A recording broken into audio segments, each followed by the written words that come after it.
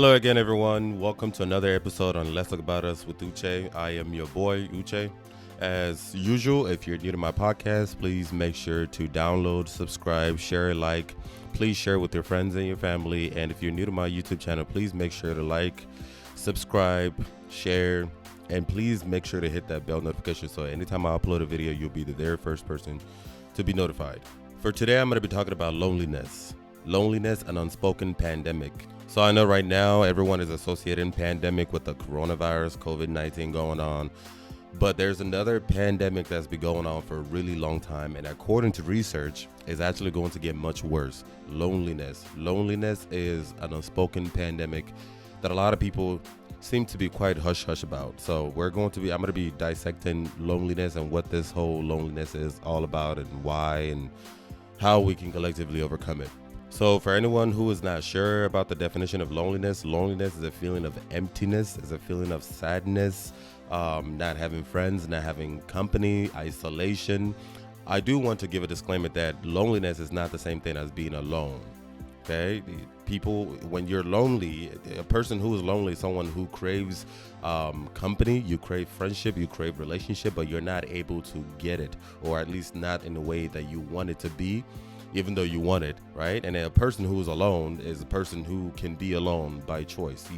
Me personally, I'm naturally introverted. I normally like to be alone. It doesn't mean that I'm sad or lonely or anything like that. I live alone right now, even though I have a roommate right now, but for the most part, I don't have any friends or family members living with me, and that is 100% by choice. Some people think of it as being reserved. Some people think of it as being isolating or self-isolating or whatnot, but the truth is that is my choice. That is the way I want it. When I do hang out with friends, when I do hang out with family, they come, they visit, you know what I mean? And then they stay a few times and then they go home, and then I go to them and I visit, I hang out with them, no one is moving in, no one is moving out, that kind of situation. So that is just the way I've set it up because that's the way I want it. So being alone is different from loneliness. Just like being introverted is very different from being extroverted. Matter of fact, when it comes to introversion and extroversion, I notice that a lot of people confuse being introverted with being shy and being extroverted with being obnoxious. Being introverted is not the same thing as being shy. An introverted person is someone who is reserved. They like to be on their own. They like to spend time with themselves.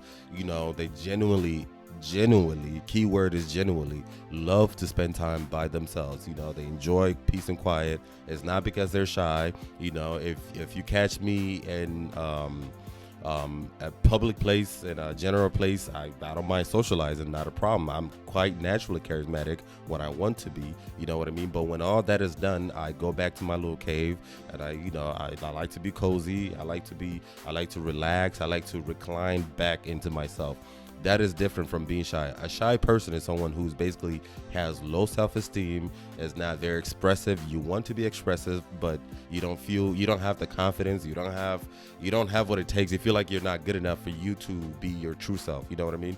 Especially in public, when there's a lot of people around you, you don't feel comfortable, maybe because out of fear of being judged. The exact same thing is also applicable when it comes to being extroverted and being obnoxious.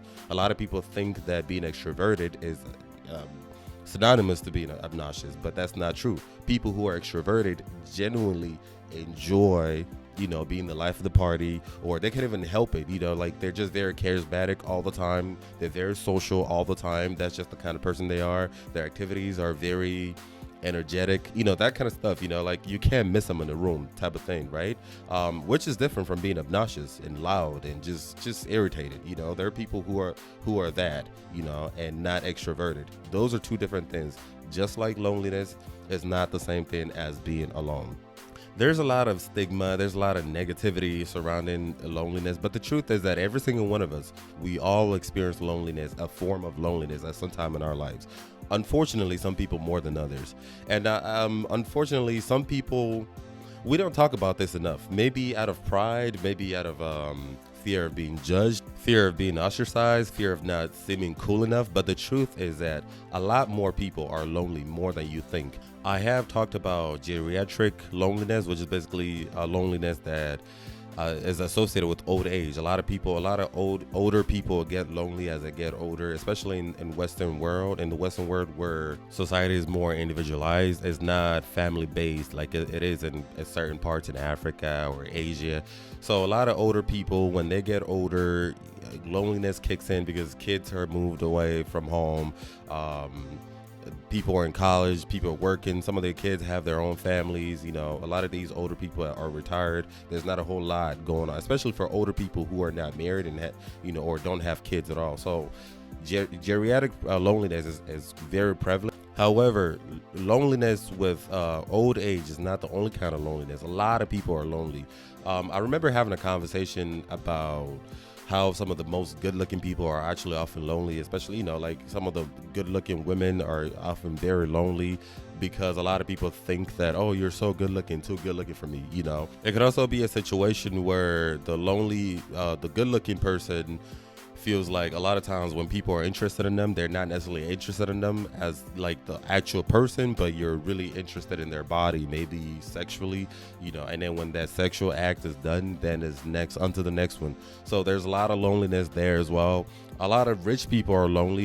Believe it or not, a lot of people who are wealthy are very lonely because a lot of times you're not sure if somebody is interested in you because of who you are, because of your personality, or if they're actually interested in you because of the money or whatever recognition you have or whatever, they can gain from you. So loneliness comes in so many different forms, and it should not be something that should be taken lightly, and it's not something to be necessarily ashamed of. Myself, I've been through phases of loneliness myself. Matter of fact, as I spoke in one of my other episodes, I did mention that the path of soul searching is often lonely. It's often lonely and it's often painful. When I was going through my path of growth, my path of soul searching, it was lonely. I had to push things away. I had to push people away. I had to recline into myself. I had to lock myself inside my own head to focus on myself as a person, because I was just going through it, or just life was going through me. It was a hot mess back then. Matter of fact, 2014 was the year of turnaround for me. I joined the military. I enlisted in the military end of 2013. A lot of things was going on. I was homeless at that point. I was in college back in California. I got kicked out of college, owing so much money. I was in debt. I was broken, depressed, anxiety, no job, just so broke, depression, suicidal ideation. I was just at the lowest point of my life. And that was when I decided to join the military. Matter of fact, I don't tell a lot of people this so often. The true reason I enlisted in the military was because I had given up. I had reached rock bottom. And I joined the military because I was just giving up. I figured, I didn't even know much about the military at the time. I didn't know that I would get paid as a soldier. I didn't know anything about the military uniforms. I didn't know the cadence. I didn't know anything. I didn't even know anyone who'd been in the military. That was how low I had gotten. And the reason why I'm saying this right now is not for anyone to throw me a pity party or anything like that. This is just me being honest, being realistic, because I am no longer in that place anymore. I have harnessed my confidence from that. I have harnessed from that experience. Now I'm a much better person. I'm in a much better place. And I feel like it's definitely groomed me to be more emotionally intelligent. It's definitely groomed me to be more empathetic and quite humbling. So I'm able to relate to a lot of the mess going on with people, especially when it comes to mental health problems. Perfect example right now, like I mentioned in one of the other episodes that I talked about, this coronavirus lockdown going on right now, there's a lot of people who are stuck in unhappy relationships, unhappy marriages, stuck at home. Just imagine you're broke, they're broke, or you're working from home and both of you are locked down in the same home. I have to see you every day. You have to see me every day, and you're not happy. A lot of people, believe it or not, look at the statistics. I'm gonna try to post some links or some articles about the domestic abuse going on. A lot of people, a lot of divorces going on within this whole coronavirus. And I feel like this is a perfect time to introspect and look around you. What is it that you've done wrong, or what is it that you've done right? Me personally, not that I'm bragging, but one of the things that I realize when I look into my life and when I look at my life in reference to this whole lockdown thing, this whole coronavirus pandemic thing going on, is that I'm not stuck in any unhealthy, unwanted relationship, unhealthy marriages. I've seen loneliness drive people into the worst relationships, horrible marriages. There's a saying: you'll never be happy. You'll never be truly happy in a relationship until you're comfortable being alone. And because you're lonely, you force yourself into a relationship that you're not supposed to be in. And you can pretend that you're not lonely, but that loneliness is an extension of low self-esteem, and it reeks of you, or you reek of it rather, Most people can tell. Most people who have their things together, most people who are very confident can smell your loneliness. They can tell. Because if you're truly confident in yourself, you would not settle for the wrong relationships. You would not force yourself into the wrong relationships. Have you ever hung out with someone, you're hanging out with them, and every time you hang out with them, it's awkward. Having a conversation with them is like pulling teeth.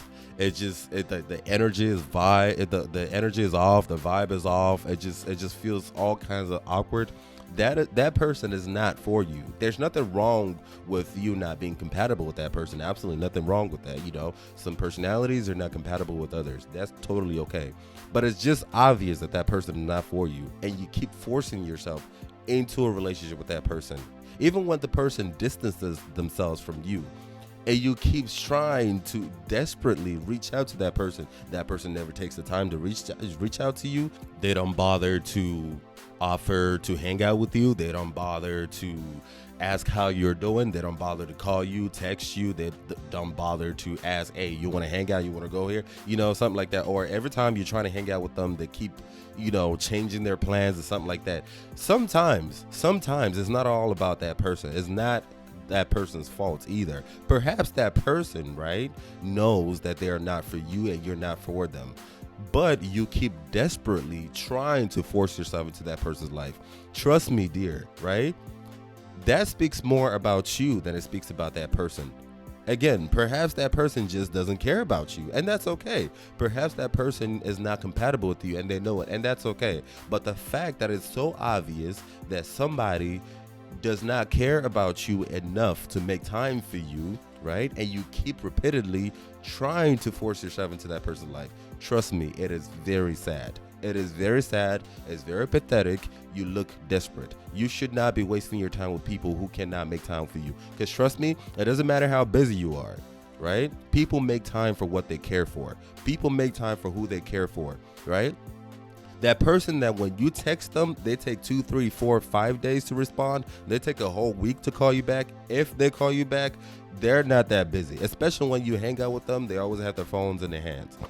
Everybody has their phone in their hand, especially when they're sitting on the toilet. Trust me. I also do want to add that sometimes it's not just about you either. Like that person who seemed like they're ghosting you could also be going through something, So it's not always that, oh, you're just ignoring me. Hey, stranger, just ignoring me. It's not always about you. That person could be going through whatever it is that they're going through that they don't necessarily feel comfortable sharing with you yet. So, before you start judging, try to understand where, if that person is okay. And if they assure you that they are okay and there's nothing off with them, then perhaps they're not really that interested in you. And also, if you're uncertain, if you don't know, if you're not sure where you stand in somebody's life, don't be afraid to ask. Seriously, if you call somebody a friend, you should not be afraid to ask these kind of questions. To me, a friend is somebody who you can be yourself with. So if I'm being myself with you, right, and I feel like it's not being reciprocated, right, I feel like the energy is off. Trust me, I'm not going to be scared to ask you that because I want to know. Am I wasting my time with the wrong person? Especially if you're trying to get into an intimate romantic relationship with somebody and you're noticing that the vibe is off, the energy is off. I would ask you, so what are we doing? What is this? What is that? And sometimes they may not necessarily give you a direct answer. Ask for a direct answer, and not just what they say. Pay attention to what they do.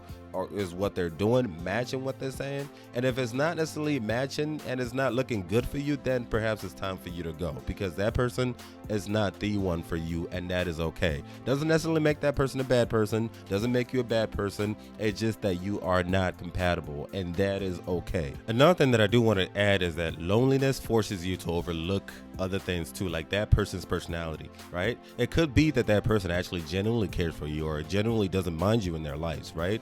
But you are not paying attention to their personality. Is their personality compatible with your personality? It could be somebody who just doesn't want to hang out every day. They just don't want to hang out all the time. Maybe they're very introverted, like myself. I genuinely appreciate being by myself. Some people find it weird. I really don't care, because that's what I feel. I feel much better being by myself. I don't like crowds. I'm a homebody. I'm not a huge fan of, except when I'm traveling, I'm not a huge fan of clubs like that, bars and things like that. I don't mind it once in a while, especially when you're young. But those are not my type of thing. So when I'm visiting you, or when you're visiting me, if you're the type of person who every time you visit, you like to go clubbing, you like to drink, more than likely, I'm not going to try to hang out with you all the time, because that's not what I want to do. But if you're the type of person who matches my interests, more than likely, I'll give you more priority. So when that person, especially when they communicate with you and let you know, because I know for sure that I will communicate with you that this and this is me and this is not me. When that person communicates with you, you should not be trying to put that person in a box or trying to change them, mold them into your image, so that they can conform to what you think is fun, because that's not right. That's the quickest way to push me away, because one, you're not being respectful of their demand, their personality is not that compatible with yours, and that's okay. So you have to decide, well, do I move on or do I just stay, or both of you can compromise. You can meet halfway, but the only way to get there is to communicate and be honest and be raw and vulnerable with each other. But when you're lonely and desperate, you force yourself into that person's life, knowing so well that that person's personality is not compatible with yours at all. Yes, truly, people are busy. I'm a very busy man. That's facts. But of course, there's hierarchy of priority, right? You're going to put more interest or more focus on something or someone that is of higher priority to you, right? And I think another thing too is personality as well. Perhaps that person's personality is not the one to hang out all the time. In my case, I'm not the type of person to hang out all the time. I'm not the type of person to text all the time. I'm not the type of person to talk all the time on the phone, And when they communicate that with you and you still don't get the hint, that speaks more about you than that person. And it is time for you to work in yourself as a person. You need to learn confidence. I feel like confidence is a very underrated, powerful tool. It is a very powerful weapon. You need to learn to be okay with yourself. Learn within yourself. You don't need to keep forcing yourself in a situation that is awkward. Me personally, you would never catch me try to pursue any type of relationship with anybody that I cannot be myself with. Absolutely not. I pride myself with that mentality. I always make sure to be myself 100%. If I feel like I cannot be myself with you, then you're not the type of person for me, And I know it's easier said than done, and I've done a lot of work for me to actually get to this point, because there's 7 billion people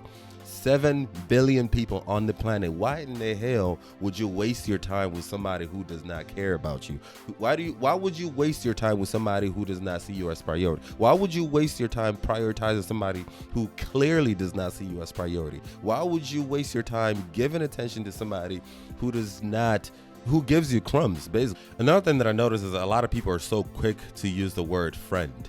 I understand that there's, friend or friendship is just a general name for, two people getting together and whatnot. I understand that, but when it comes down to it, to me, a friend is, there's more to it. A friend is someone that I can be myself with. A friend is someone who's got my back and I got your back. A friend is someone who I can grow with. Friendship is a type of relationship, and that title should not be given to the wrong people. You should not be giving that title to the wrong people. Not everybody's your friend. It's okay to say, this is someone I know, or this is an acquaintance, or someone I used to know.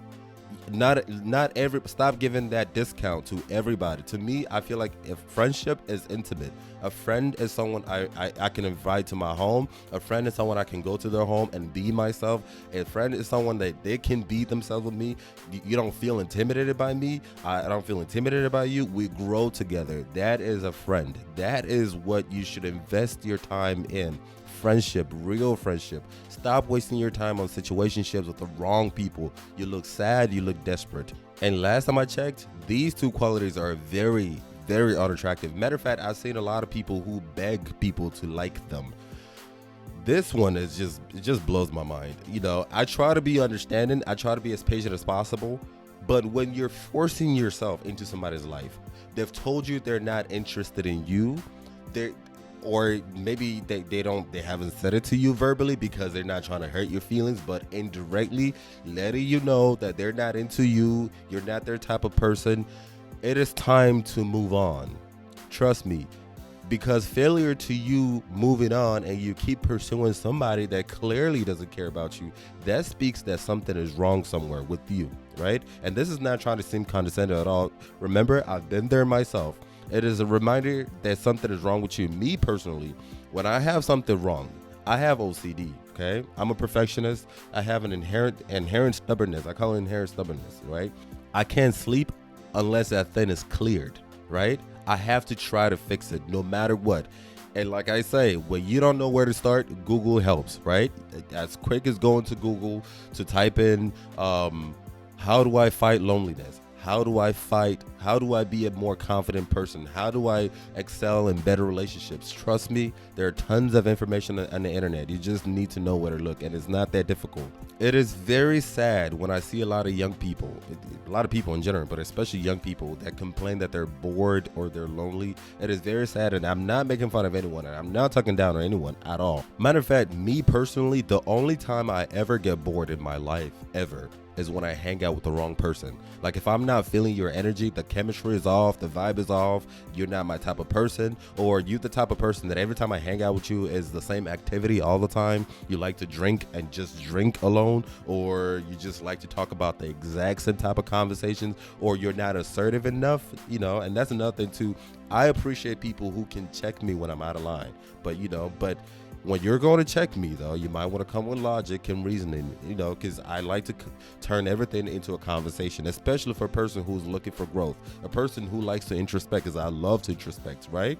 So because of that, I like to surround myself with people who are intelligent, who are confident, who are calm, who are collected, so you can challenge my thoughts and I challenge your thoughts. It's not that we're fighting or competing who is smarter or who's not smarter, Yes, of course, check me. If you think I'm out of line, right?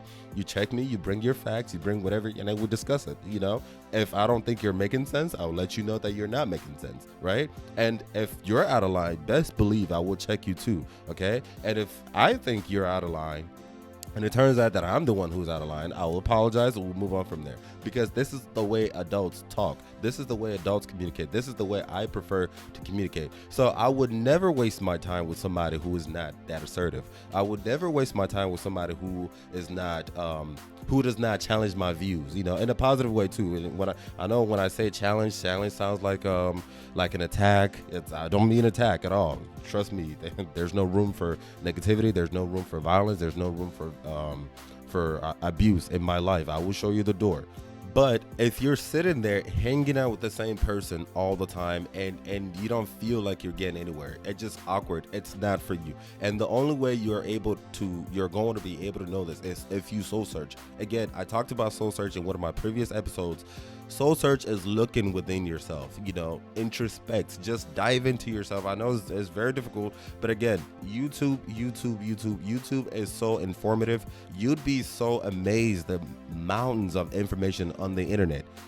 Books, if you don't like to read books, audiobooks, podcasts, YouTube videos, research on the internet, and make sure you're pulling the information from the right places too, because you don't want to be getting your information from the wrong sources either. But soul search about yourself as a person. All of us, every single one of us, we've been reprimanded one way or the other about something about us, that someone doesn't like. Me, for example, there are some people who have met me, right, and they think that I'm too much for them. I don't pay attention to those people.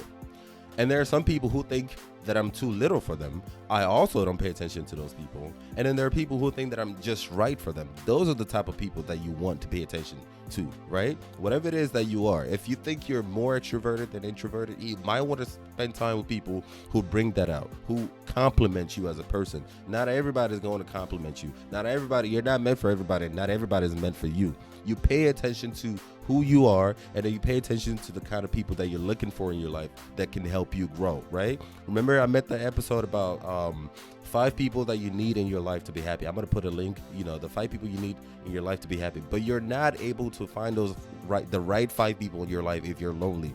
Loneliness will cloud your judgment, and you will give those positions to the wrong people. It is important that you find the right 5 people in your life. The cheerleader, the mentor, the coach, the friend, the peer. If you're a confident person and you're sure about who you are as a person, you're not settling for less. You would know when the right people are in your life to fill those opportunities, those positions. You would not be giving those positions to the wrong people who are going to lead you astray, right? If you're confident as a person, you will be able to deflect a lot of things. Matter of fact, a lot of people who you think are your friends don't consider you as friends, believe it or not. There are some people who don't like you, right? But they won't tell you they don't like you because they know that you put them at a higher pedestal, right? They know that you like them. They know that you feel good about them. And they know that feel good is coming from a place of low self-esteem.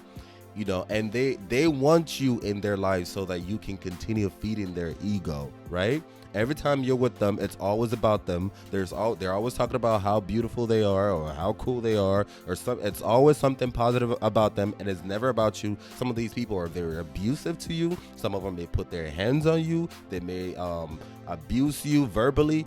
I've seen this happen. There's one particular woman. I'm not gonna mention her name or who she is, for the sake of privacy. And I remember a few years ago, she always used to talk about this best friend of hers that she's known for so long, right? Apparently best friend. So me personally, if a person is talking about best friend, I think a best friend would be family. If I could call someone my best friend, I don't like to use that title, best friend, because I think it's very deceptive. But if I would call somebody a best friend, I would think that a best friend would be family. But this woman, the way she would describe the best friend to me, just didn't seem right. She would call this best friend stupid, unintelligent, low self-esteem, not a representation of who she is, and all the names. And I never met this best friend ever. I just knew that this best friend is just a horrible person, apparently. So I'm sitting here thinking, I can understand if you describe an enemy or a hater with those same terms, but you're describing a best friend who was supposed to be a family to me with those terms. Me personally, I think that actually speaks more about that woman than it speaks about that best friend. It speaks that there's something about you that keeps drawing you to that person because you know that person has low self-esteem. But then truly that woman is a full-blown narcissist. And this is what narcissists do. Narcissists, they love people who can stroke their ego. They love to surround themselves with weak-minded people who don't challenge them, right? If you ever find yourself in a relationship with somebody that you constantly have to walk an eggshell around them, you can't say nothing to hurt the queen, you can't say nothing to offend the king, that is a narcissist behavior, and you need to run. Okay, you would never grow because it's never about you. In that relationship, it's never about you. All you're there for is to feed their ego. Do you really want to live your life feeding somebody else's ego? You don't want that. Again, there are people who don't like you. Trust me. They come in forms of family members. They come in forms of quotation friends, acquaintances, whatever it is. They don't like you, but they know you like them. They know you have them at a higher pedestal, and they love it because you stroke their ego. If somebody is a genuine person and they're not for you and you're not for them, they will distance themselves from you. And if you're confident enough to understand that that person is not for you, you too will distance yourself from that person. A relationship should not be awkward. It should not be boring. It should not be like walking an eggshell. It should be natural. It should be mutual. It shouldn't be forced. It should just happen organically between two people. There shouldn't be any type of unhealthy expectation. There shouldn't be, oh, I do this for me and I do this for you, or texting.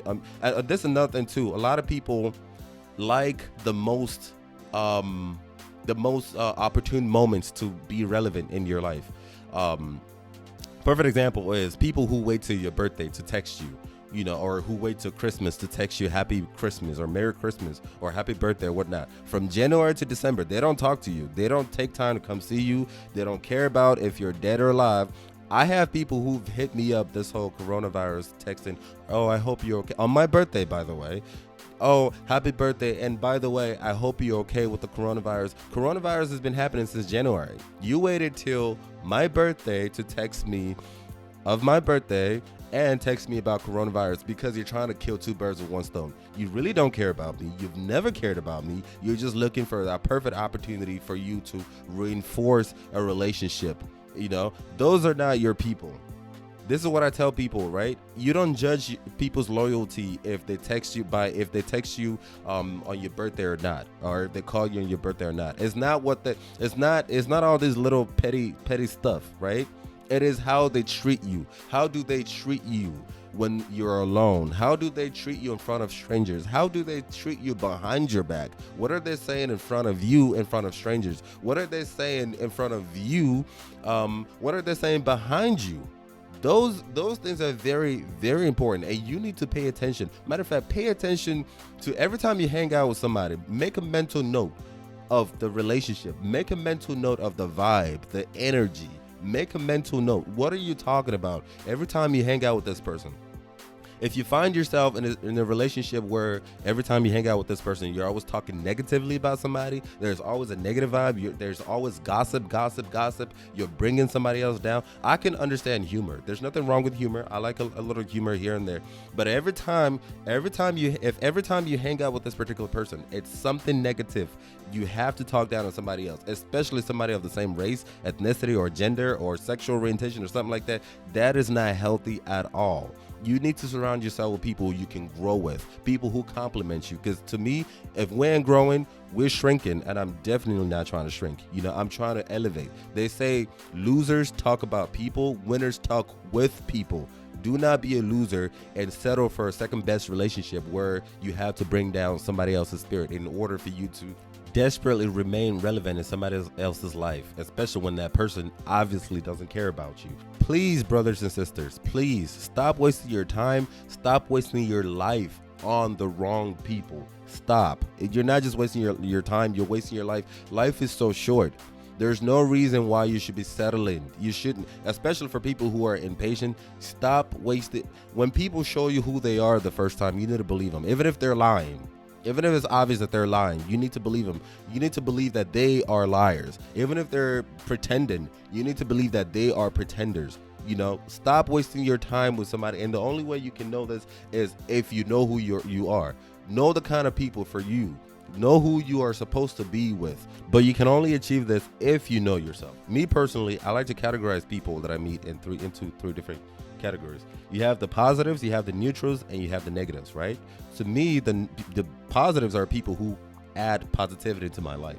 Some more than others, but at least it's positive. Those are the people I pay attention to, right? And then you have the neutrals. They're neither added nor taken. They're just there, There's nothing wrong with There's nothing wrong with that. The neutrality of their existence, they're just there. They can be promoted to positive. They can be demoted to negative. So you attend to them. You're not priority. So obviously you wouldn't treat them as priority, right? And then you have the negatives. The negatives are the haters, the naysayers, the people who don't support you, who look down on you, who are abusive to you, who put their hands on you, who don't give a crap if you're dead or alive. Even the ones who've told you that they don't care about you. The people who go out of their ways to bring you down, to kill your spirit. The people who want you to fail. Do not pay attention to those people. Pay attention to the positives. Look in your contacts, right? Matter of fact, let's do a quick exercise. Anyone watching this or listening to this right now, please bring out a piece of paper and a pen and write down the people you call friends. Every single person that you call friends, or even family, but for the sake of blood relation, we're going to skip that for now. But friends, anyone you consider friends, right? If you don't know, look at your phone and look at the people you've been texting, the most recent people you've been texting, and write them down. Write their names down and ask yourself, what do you appreciate about these people? What are these people doing for your life? How are these people helping you grow as a person? What are your goals in life, and how are these people going to help you get to that goal? How are both of you growing together? When was the last time you saw this person? When was the last time you spoke to this person? When you meet this person, what is the relationship like? What is the conversation like? What is the dynamic like? What is the atmosphere like? What has this person done for you? And it's not just materialistic either, and also what have you done with that person? Why are you glad if that person is in your life? Why? And how will your life change drastically if you were to get rid of that person, or that person gets rid of you, or if they were to die? Ask yourself, has this person reciprocated your loyalty to them, your faithfulness to them? Have they been as good to you as you have? Are you the one who is constantly trying to be patient, trying to hold it together? Or are you the one constantly trying to reach out? Are you that person? And last but not the least, if you needed someone, if you needed a shoulder to cry on, if you needed someone to help you bounce back, not necessarily financially either, sometimes, sometimes you want a hug, sometimes you want a listening ear. Do you have somebody? Is that person a person that you know for sure that will come through? Because even when alcohol is not involved, even when weed is not involved, even when taking pictures on Instagram and posting and pretending on how happy we are is not involved, would that person offer a shoulder to lean on? Would that person wipe your tears? Would they understand without judging you? Would they give you a hug? Would they offer constructive criticism? And I feel like this is something that a lot of relationships don't have, especially today. Constructive criticism. Not just criticism, but constructive. Tell me what it is that you think I'm off on, right? Bring it to my attention. Let's discuss it. And if I tell you, okay, yeah, well, thank you for bringing that to my attention, but I'm going to keep this particular attitude or mentality, you respect it, we move on, and vice versa. Have they lived up to the title that you've given them, the position that you've given them in your life, the title of friend or whatever it is that you call them? Have they lived up to it, or are you settling for a situationship? Are you settling for something that you know for sure is futile, or you know for sure is not leading anywhere? You're not growing. This person doesn't support your craft. They don't support your business. They don't, there's no thumbs up. There's nothing. They've never been there for you. Unfortunately, this is an unspoken pandemic in the Western world, and everybody's affected, on some type of level. Working here, living here in America, especially where I work, I go to work and I see, not just go to work, I see a lot of people who are truly empty. So empty, even at work, the conversations are so empty and frivolous. The relationships are so frivolous. It's like everybody on Mondays, like, it's Monday. I hate Mondays. And then Friday, thank God it's Friday. And then you go home to your boring life, to the stupid friends, the people who are not adding to your life. You blow a bunch of money that you can't even afford, post a bunch of pictures, narcissistic pictures on Instagram so you can desperately look relevant. You're bored, you're lonely, and you go back to Monday to be a taxpayer. And Friday you go back to blowing money to fill in some void. That is not living, my dear people. Trust me, I've been there, and that is not living. Again, looking at my life, I'm not trying to brag at all. I'm really not trying to brag. I'm really not all that, to be honest with you, but I am truly blessed by the Almighty, truly. And the perfect test is this coronavirus thing. When I look at my life right now, I cannot be more thankful. I know things could be better, but it could be a lot worse, especially the things I'm seeing on the media and on the news. The abuse going on, people getting killed, people getting assaulted, molested, raped, divorce, breakups, a whole lot of messes just going on. And I feel like this coronavirus is a catalyst to expose a lot of those things that we've all ignored. And if you don't like where your life is right now, it is a challenge for you to do something different, especially when this coronavirus thing is over. If you're one of the people who have lost their jobs, bless your heart. I genuinely feel bad for you. I'm very empathetic for you, and I hope you recover. If you're one of the people that that cannot afford to pay your rent because you've lost your job, you can't pay your mortgage or whatnot, perhaps this is a challenge for you to do something different. Even if you're struggling financially, Do you have people you can go to for money? Do you have people you can, if the answer is no, even though you have people you consider friends and family, but you still don't feel like, if you were to find yourself in a hole, you don't have anyone who can help you out of that hole, you are wasting your time with the wrong people. You need to reevaluate your life and stop settling for the wrong people. Stop settling for people. Stop wasting your life out of loneliness. Make friends with your loneliness. Please, trust me. One of the ways I've done this, all right, and I know this is very subjective for a lot of people. People's personalities and behaviors are different. One of the ways that I've been able to overcome is through therapy. I've been to so many therapies, and to the point that I've confidently replaced my professional therapies with friends, people I actually consider friends. Like, there's some people in my life that I talk to every week. Some people I hang out with very often, a few times a week, maybe a few times a month. Those people they mean a lot to me.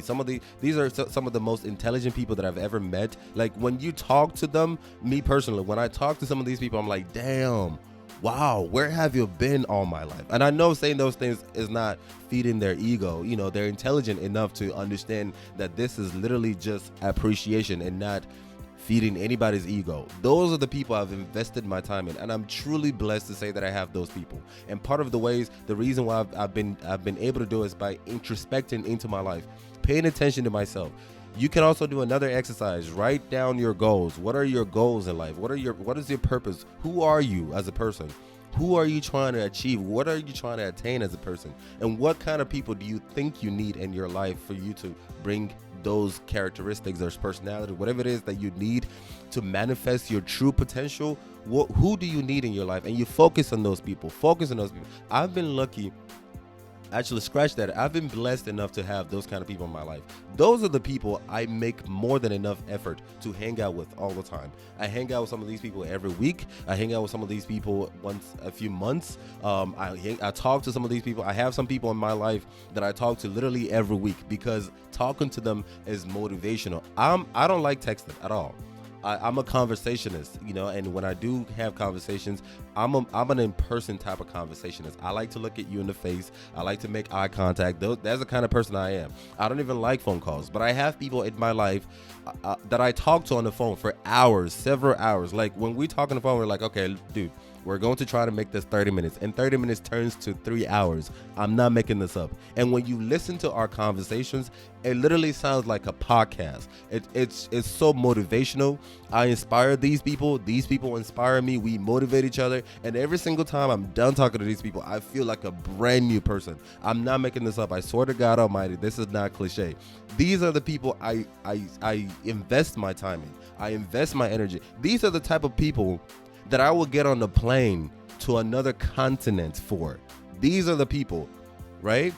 You would never catch me wasting my time on somebody who's just, just mad, And this is not being condescending. It's just that I am taking control of my life. I think it's Oprah.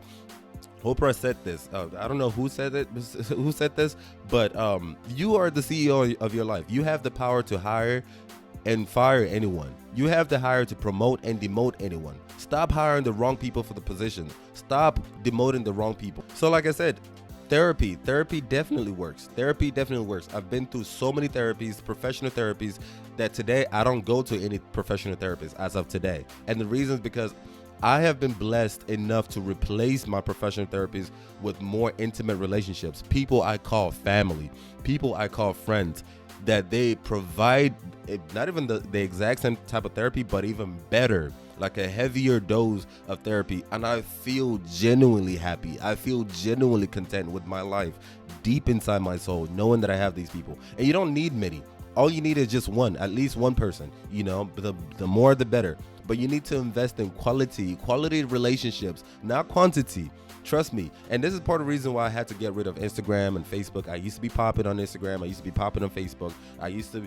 Instagram, social media was just a breeding place for me. Social media is a breeding place for narcissistic behaviors. In my opinion, this is just my personal opinions. Unless you have a talent that you're marketing or a business that you're promoting, you should not be patronizing social media. Trust me. Lay off the social media. Social media is a breeding place for narcissism. Look at what I got that you ain't got. Look at what I've done that you ain't done. You should not be investing your energy in that. Invest your energy into yourself. Focus in yourself as a person and try to understand what makes you tick. And then after that, you try to channel the right people for you into your life. Remember the 5 people that you need to be happy. Those 5 people that you need to be happy, there's the cheerleader, the mentor, the coach, the friend, the peer. These 5 people, trust me, invest in these people. Invest in them and you will feel rich. Not financially, but rich deep within your soul. You will not have the urge to settle for the wrong person. I've seen people get abused physically abused, verbally abused, and you still keep running back to the same person. A person that's embarrassed you in public, talk down on you, try to bring your spirit down. There are people who talk negative behind your back and you still keep running to them. I've even seen people say verbally, I don't want you. You're not the type of person that I'm looking for in my life. Yet you keep dragging yourself, forcing yourself into that person's life, right? That speaks more about you than it speaks about that person. And I know that you're going to try to rationalize your behavior and try to blame it on that person and call them an asshole or call them a dickhead or whatever it is, to justify your insecurities. But trust me, that is just your insecurities projected in that person. That is your loneliness. And you need to fix that before it kills you, because I've seen loneliness drag people, force people into the wrong marriages, especially in heterosexual relationships. When you have a kid with the wrong person, you're stuck with that person forever.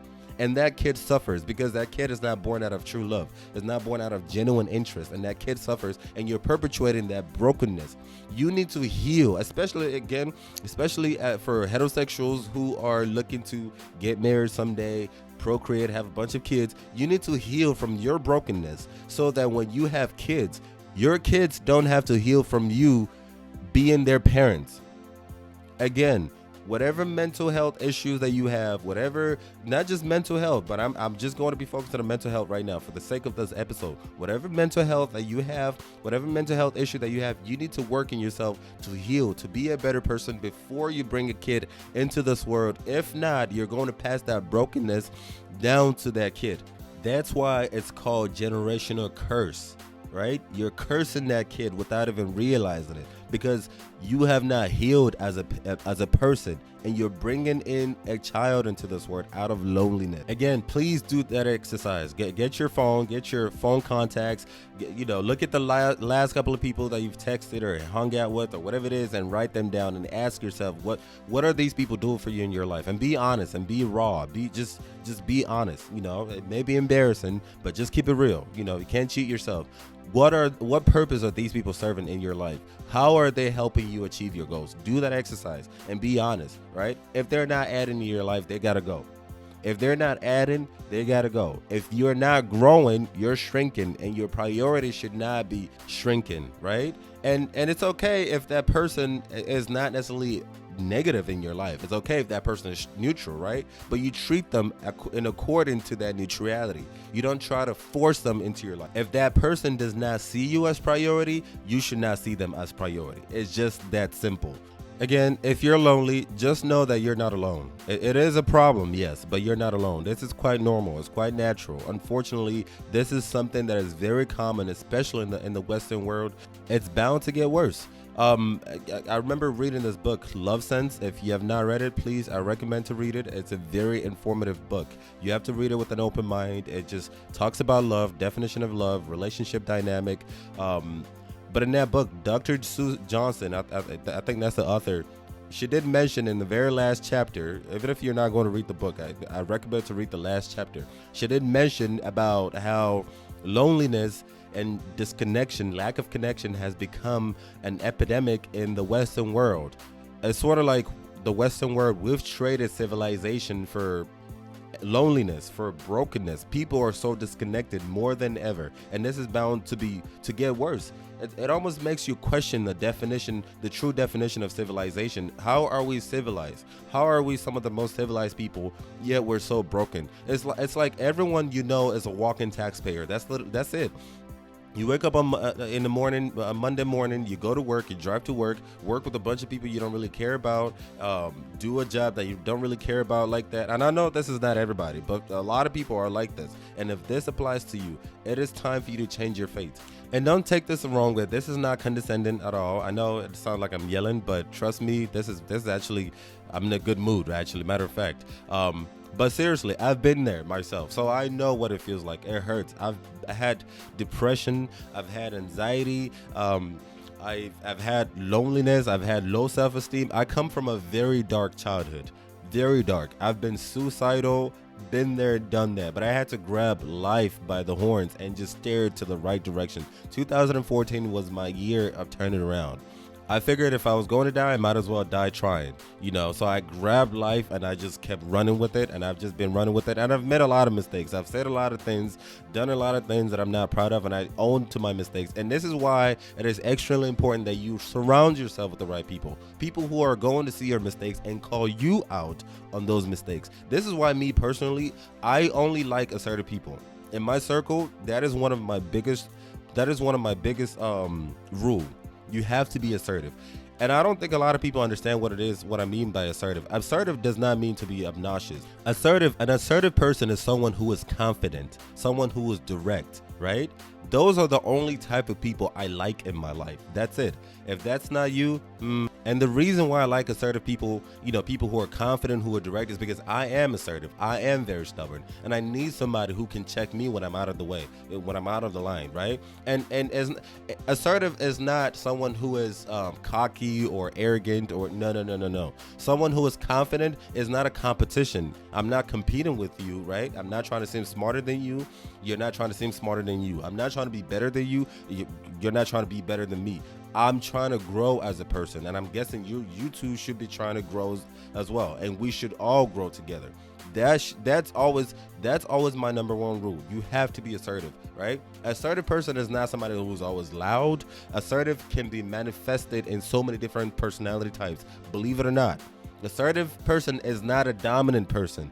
Dominance is not assertive. These are two different words, right? An assertive person is someone who is confident, who is direct, who is not afraid to speak up when there's a need for it, right?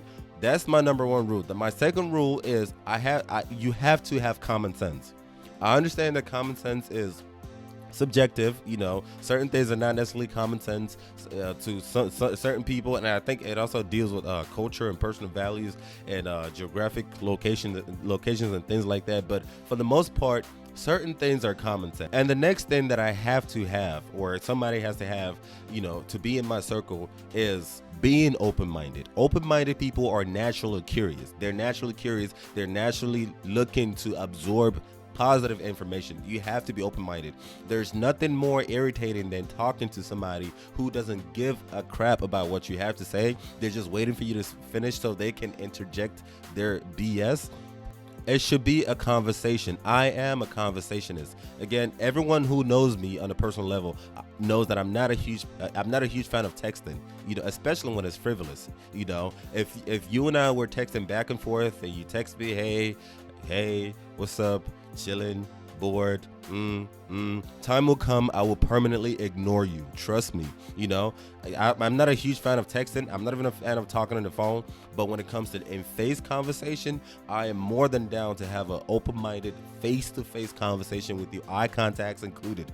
That's the type of person I am. But then the thing is, hanging out with people is time, though, because that's time I could have been doing something else, right? So if I'm going to be giving you my time, you have to be worth it. What are you bringing to the table? Stop giving your time to the wrong people. It is sad, not just for them, but especially for you. You are wasting your life. You are worth more.